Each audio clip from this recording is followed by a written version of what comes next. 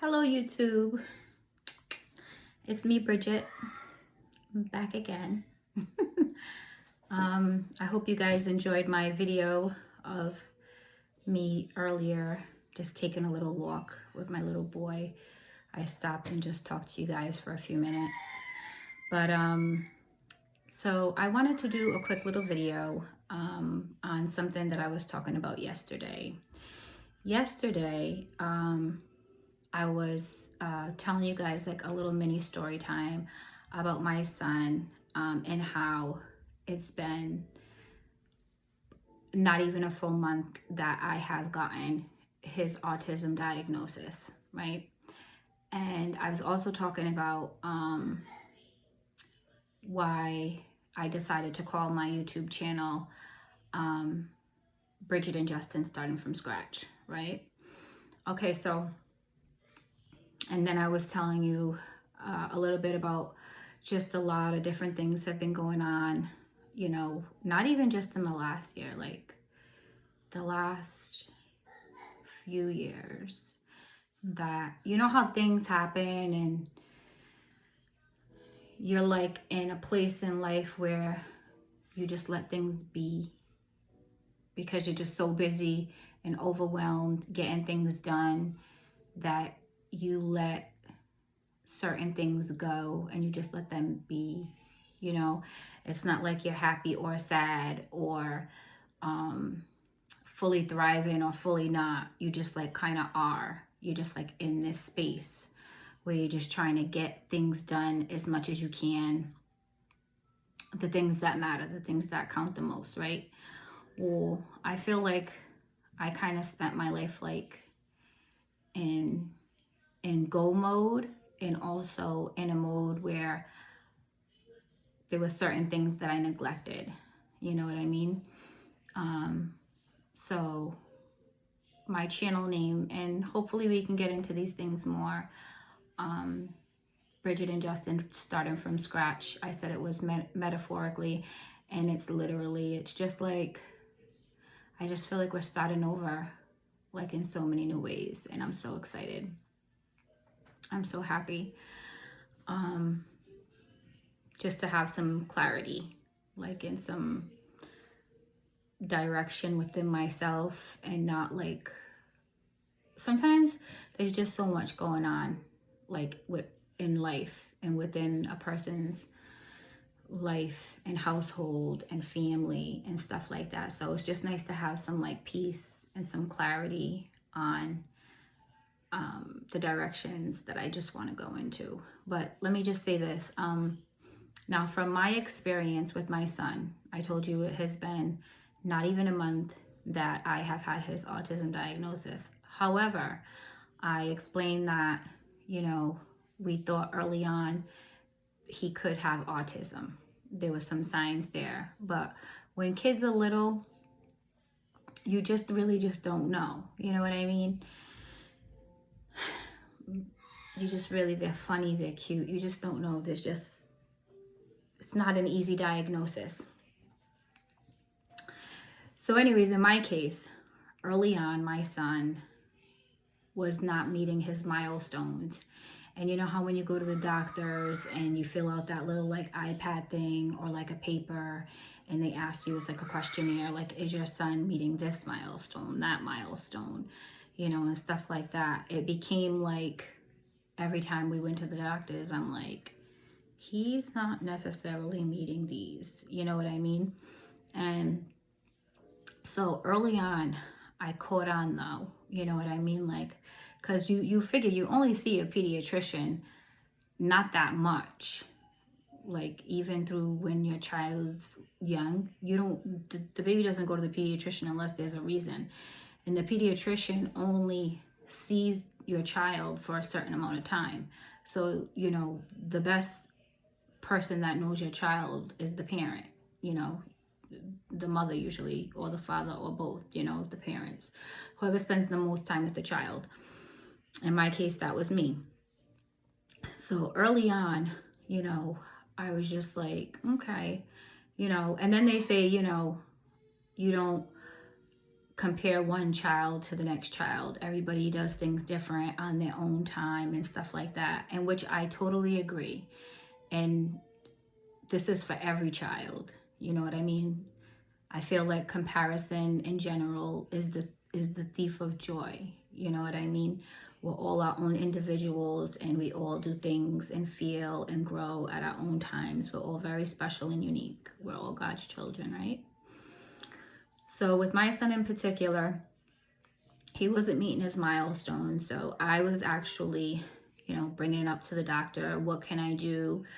At the time, the doctors didn't know if it was much or like something or not, But what I did was I was proactive about it, and excuse me. And I asked for me and my pediatrician agreed on referrals for occupational therapy, physical therapy, speech therapy came later down the line, but I could have gotten it a little bit earlier. So these are just three, kind of common basic things, right? So you figure since my son was about a little bit over 1 year old, he was going to, occupational therapy, physical therapy. My son loves aquatics. He loves to swim. It's a form of therapy as well. Now, here's my point in saying this to you. If you're a new mom or a mom that just has some concerns about milestones in your child and stuff like that, it's okay to just, even if it's not time for the pediatrician to give you that little iPad or that paper and ask you, is your child meeting those milestones? If you think in your heart that your child's not, you mention it to the pediatrician yourself. That's always okay. And you can just opt and say, hey, what about some physical therapy? What about some occupational therapy? Because what it is that when you meet these people and you start going to occupational therapy and outpatient programs, they're the ones that get to spend the most time with your son, like a half an hour, 45 minutes, an hour at a time. And they can actually figure out the direction in which they think your child is going. They can figure it out a little bit more than just short little visits, you know what I mean, at the pediatrician, which matters just as well, is equal, you know what I mean? Because your kids need to see the pediatricians and stuff like that. But I'm saying when you're actually working with somebody every week and stuff like that, they figure out your child's muscle tone, they figure out your child's mobile skills, strengths, weaknesses, and then it's kind of like a little chain, like a little connected chain, because they can say, oh, you know what, his feet are kind of stiff, when they're flexing your child's feet up and down, and that can mean something like hypotonia, for an instance, and that's uncomfortable for a kid, right? And hypotonia is something that you can have on your feet, and it's just like limbs, like stiff limbs and stuff like that. So then now okay, well, let me give my child a foot massage or massage his limbs, or and it might need further care for those things. Or torticollis, in the neck, your child could have been birthed and you don't even know your child has kind of a little bit of a stiff neck.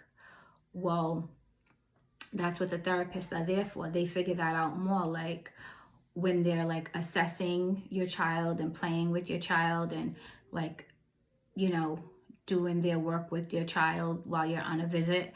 They're okay, he doesn't move his neck quite so lucratively, or it seems like his neck could be kind of stiff or something like that, and that's called torticollis. Now that there's certain stretches and exercises and stuff like that, and they'll give you a manual on how to help your child out with that.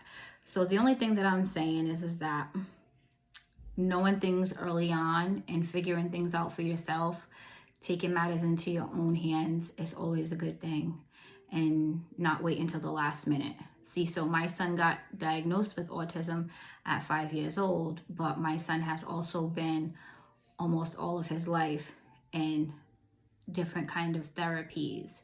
So it's not like we've been staying still stagnant until we got this diagnosis. You know what I mean? So we're a lot more ahead than we would have been if we were just like staying still, just waiting for like a diagnosis. And another thing I want to say is that if your child's little, you can always get something called early intervention, which I'm sure most people know about, but sometimes you're a new mom, or sometimes moms didn't know. I didn't know any of that. I didn't know any of what I know now until it was brought to my attention, actually. Like, I didn't know about early intervention for kids and stuff like that. So in my case, we were signed up for early intervention for my son, but it didn't do us really any good because it was during COVID, you know what I mean? And they weren't coming out much. So my son, you know, I was the one who just kept taking matters into my own hands and just doing different exercises and stuff like that with my son during COVID, when we couldn't, you know, go to the doctors, because sometimes when it was COVID time, it was like really real. You know what I mean? Like, it was real. Like, because not all the time you could take your child to the doctors. Sometimes they were shut down. Sometimes they didn't have no workers. Sometimes a lot of things, you know. Sometimes it was hard to even get an appointment because you can only have a certain amount of people in the building at one time at the time. So for me, I didn't have much help from the beginning until now, if I didn't take the matters into my own hands, as far as making his meals and feeding him, as far as the therapies and stuff that he got. Those were all like pretty much my ideas. And when we leave the therapist, I don't just say that's it. I come home and I do my due diligence. I still work with him, work on him, and I seek out information that can be helpful for him in his quality of life. So these were just a few tips, you know what I mean? Obviously, I am not a doctor. I am not a nurse. Nothing like that. I'm just a mom. And so hopefully these tips can help you, be of some kind of help. And I would like to hear some feedback if any of you guys have either went through these things or not, or whatever. But if you like my channel, I would appreciate so much if you give my channel a thumbs up, that like button, and to subscribe to my channel if you like my content and would like to see more. And yeah, like, subscribe, and comment. I want to see the comments so that I can actually engage with you guys and stuff like that, and so that I can be like learning too. But I'm still learning all this, how this YouTube goes, and I'm excited.